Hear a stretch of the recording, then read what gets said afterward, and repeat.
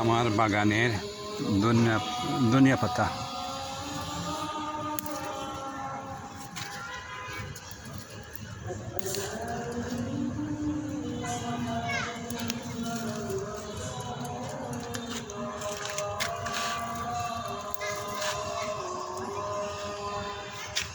যে কাঁচামরিচের গাছ, ধনিয়া পাতা, নিজের বাগানে লাগানো জিনিসই আলাদা একটা ভালো লাগে। নিজের হাতে লাগানো জিনিসের